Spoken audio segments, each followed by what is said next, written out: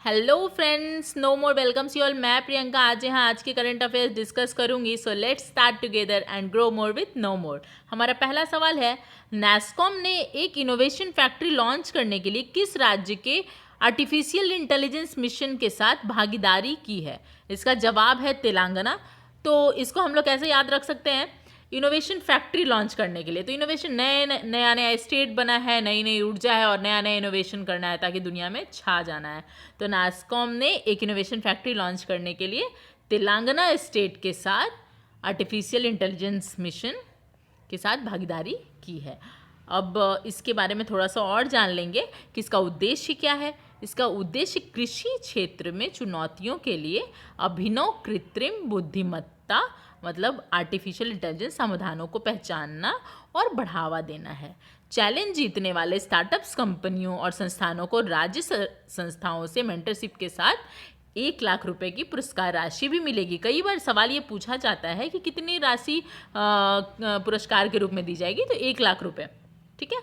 अब हमारा अगला सवाल है, हाल ही में किस देश के मार्स मिशन की प्रोब को मृत घोषित किया गया है? उसका नाम था मोल। तो इसका जवाब है अमेरिका। अमेरिका के मार्स मिशन की प्रोब को मृत घोषित किया गया है। मोल नामक वो प्रोब था जो कि नासा के इनसाइट लैंडर ने मंगल पर तैनात किया था। वैज्ञानिकों द्वारा हाल ही में इस प्रोब को मृत घोषित कर दिया गया है क्योंकि यह मंगल में गहराई तक नापने में विफल रहा। अब हम अगले सवाल पे जाएंगे। हमारा अगला सवाल है, नॉर्ड स्ट्रीम 2 पाइपलाइन जो हाल ही में खबरों में थी किस सागर से होकर गुजरती है? नॉर्ड स्ट्रीम, स्ट्रीम मतलब है फ्लो ऑफ वाटर। तो ऐसे आप समझ लीजिए कि पाइपलाइन एंड बाल्टी, ऐसे करते हैं ना हम लोग, पाइपलाइन एंड बाल्टी। तो पाइपलाइन बाल्टी से बाल्टिक सागर का नाम था जहाँ पे स्ट्रीम 2 पाइपलाइन वो किया गया था, मतलब गुजराया गया था। तो इसमें थोड़ा सा और हम लोग जान लेंगे कि पिछले ही साल अमेरिका द्वारा प्रतिबंध लगाए जाने के बाद बाल्टिक सागर पाइपलाइन का निर्माण बंद कर दिया गया। इसका केवल 6% का काम ही बचा हुआ था। नॉर्ड स्ट्रीम 2 अपतटीय प्राकृतिक गैस पाइपलाइन का उद्देश्य रूस और जर्मनी को जोड़ना था। हाल ही में जर्मनी अधिकारियों ने काम फिर से शुरू करने की तत्काल अनुमति प्रदान की है। इससे रूस से प्राकृतिक गैस आएगी।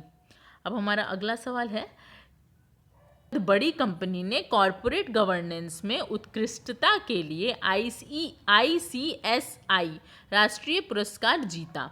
इसका जवाब है ITC। चलिए, बहुत अच्छी बात है कि ITC ने इसका पुरस्कार जीता है। और ITC लिमिटेड को कॉरपोरेट गवर्नेंस में उत्कृष्टता के लिए लार्ज कैटेगरी लिस्टेड सेगमेंट 20वें institute of company secretaries of India ICSI national awards में बेस्ट गवर्नड कंपनी का खिताब जीता है। ये बहुत बड़ी गौरव की बात है हमारे लिए। और इस पुरस्कार की घोषणा सुप्रीम कोर्ट के पूर्व न्यायाधीश न्यायमूर्ति AC करी की के गवर्नेंस प्रोफेशनल ऑफ अध्यक्षता वाली जूरी ने की। ITC के कंपनी सचिव राजेंद्र कुमार सिंघी को भी चुना गया। हमारा अगला सवाल है, आइस स्तूप स्वास्थ्य पोर्टल और प्रयास डैशबोर्ड जो हाल ही में खबरों में था किस केंद्रीय मंत्रालय की पहले हैं? आइस स्तूप स्वास्थ्य पोर्टल और प्रयास बोर्ड, इससे हम लोग क्या रिट्राइव कर पा रहे हैं, क्या समझ पा रहे हैं? आइस स्तूप स्वास्थ्य पोर्टल और प्रयास डैशबोर्ड, ये किससे जुड़ा हो सकता है? जनजातीय मामले, सभी जनजाति से ही रिलेटेड है। तो जनजातीय मामले मंत्रालय की ये पहले हैं। और इसके बारे में थोड़ा सा डिटेल जान लेंगे। इसमें क्या है कि जनजातीय मामले मंत्रालय को गवर्नेंस के लिए स्कॉच चैलेंजर अवार्ड से सम्मानित किया गया है। यह पुरस्कार मंत्रालय की IT पहलों के लिए प्रदान किया गया है, जिसमें आदिवासी आबादी के स्वास्थ्य और पोषण की स्थिति के लिए पोर्टल स्वास्थ्य, और लद्दाख क्षेत्र में पानी की समस्या को हल करने के लिए आइस स्तूप, छात्रवृत्ति जारी करने की प्रक्रिया का डिजिटलीकरण करने के लिए प्रयास डैशबोर्ड शामिल है। चलिए, अब हमारा अगला सवाल है, हाल ही में नासा 17 जनवरी 2020 को दुनिया का अब तक का सबसे शक्तिशाली रॉकेट स्पेस लॉन्च सिस्टम का प्रक्षेपण करने जा रहा है। उसका नाम क्या है? उसका नाम है ग्रीन रन। Green run. ठीक है, तो इसका ध्यान रख लीजिए कि उसका नाम है ग्रीन रन, उसे नासा ने ग्रीन रन नाम दिया है। और अब हमारा अगला सवाल है, हाल ही में पेट्रोलियम और प्राकृतिक गैस मंत्रालय के तहत पेट्रोलियम संरक्षण अनुसंधान संघ ने जीवाश्म ईंधन उपभोक्ताओं के बीच जागरूकता पैदा करने के उद्देश्य से एक अभियान शुरू किया है। उस अभियान का नाम क्या है? तो उस अभियान का नाम है सक्षम। और इस अभियान का विचार क्यों आया? इस अभियान का विचार उपभोक्ताओं को क्लीनर ईंधन का प्रयोग करने के लिए प्रोत्साहित करना है, ताकि जीवाश्म ईंधन का बुद्धिमानी से उपयोग किया जा सके। तो इससे हम लोग ऐसे याद कर सकते हैं कि हम लोग सक्षम तो हैं, सक्षम बनना है और खुद को हमें एडुकेट करना है कि हमें क्लीनर ईंधन उपयोग करना है। तो इसलिए सक्षम नामक एक अभियान शुरू किया गया है, सबको सक्षम बनाना है। अब हमारा अगला सवाल है, हाल ही में संयुक्त राष्ट्र के जनसंख्या विभाग द्वारा जारी इंटरनेशनल माइग्रेशन 2020 रिपोर्ट में उसके अनुसार किस देश के प्रवासियों की संख्या दुनिया में सबसे ज़्यादा है? तो ये हमारे लिए बहुत ही गौरव की बात है कि भारत केवल भारत में ही नहीं, पूरे विश्व में सर्वव्याप्त है, सभी जगह फैले हुए हैं। तो हम भारतीयों की जनसंख्या पूरे विश्व में सबसे ज़्यादा है। ये सबसे संयुक्त राष्ट्र के उनका कहना है कि ये सबसे अधिक विविधता और जीवंतता वाले समुदाय में से एक हैं। संयुक्त राष्ट्र की इंटरनेशनल माइग्रेशन 2020 रिपोर्ट के अनुसार वर्ष 2020 में करीब 1.8 करोड़ भारतीय अपने देश से दूर दुनिया के अलग अलग देशों में रहते हैं, जिनमें से सबसे अधिक संख्या में प्रवासी भारतीय संयुक्त अरब अमीरात, अमेरिका और सऊदी अरब में रहते हैं। अब हम इससे यूएई, यूएसए एंड सऊदी अरब। अब हम नेक्स्ट सवाल की तरफ बढ़ेंगे।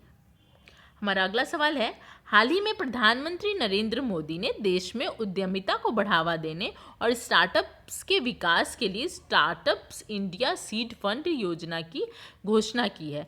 तो उसमें पूछा जा सकता है कि कितना फंड दिया गया है स्टार्टअप्स के लिए। तो स्टार्टअप्स के लिए 1000 करोड़ रुपए का फंड हाल ही में उन्होंने दिया है। और इस स्टार्टअप्स इंडिया सीड फंड से सहायता देश भर में चुने हुए इंक्यूबेटरों के जरिए प्राप्त की जा सकती है। स्टार्टअप्स के माध्यम से रोजगार के अवसर बढ़ेंगे और लोगों के जीवन में सुधार आएगा।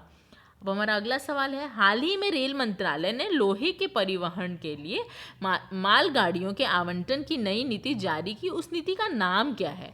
तो उस लोहे के परिवहन के लिए किया है, तो उसका नाम है लौह अयस्क नीति 2021। लोहे से जुड़ा है लौह अयस्क नीति 2021, उसका नाम, इस नीति का नाम यही दिया गया है और यह 10 फरवरी 2021 से प्रभावी हो जाएगी।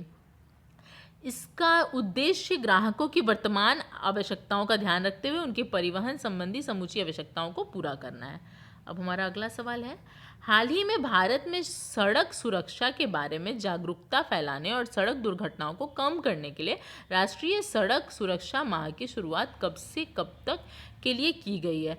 यहाँ मैं एक पर्सनल रिक्वेस्ट करना चाहूँगी कि सभी लोग सड़क पे चलते हैं और पर कोई भी ये दुर्घटनाएं क्यों होती हैं? कभी कभी हमारे वजह से नहीं, दूसरों की वजह से भी हो जाती है। तो हमें सड़क पे चलना है, हमें सब कुछ देख कर चलना है, अपनी स्पीड लिमिट में चलना है, हमें कोई भी जल्दबाजी नहीं करनी चाहिए। हमें ये हमेशा ध्यान रखना चाहिए कि somebody is waiting for us at somewhere, so we should take care about ourselves when we are outside.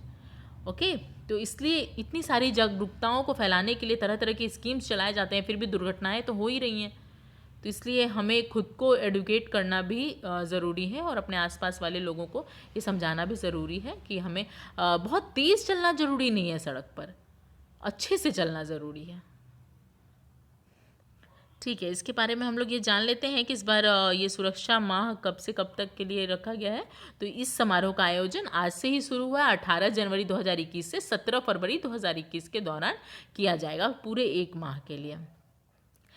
तो सभी लोग प्रॉमिस कीजिए कि सब लोग अपने फैमिली मेम्बर्स, अपने फ्रेंड्स, अपने रिलेटिव्स और आसपास सभी लोगों को इस बीच में एडुकेट करेंगे और लोगों को ये बताएंगे कि हमें कैसे सड़क पे अपने वाहन को चलाना है, कितना स्पीड रखना चाहिए, हमारा बिहेवियर कैसा होना चाहिए on road when we are driving. तो इस वर्ष इस समारोह का शुभारंभ रक्षा मंत्री श्री राजनाथ सिंह और सड़क परिवहन और राजमार्ग मंत्री नितिन गडकरी करेंगे। चलिए, बहुत अच्छी बात है। रक्षा मंत्री श्री राजनाथ सिंह और सड़क परिवहन उनको तो करना ही है, उनसे ही रिलेटेड है, तो नितिन गडकरी करेंगे।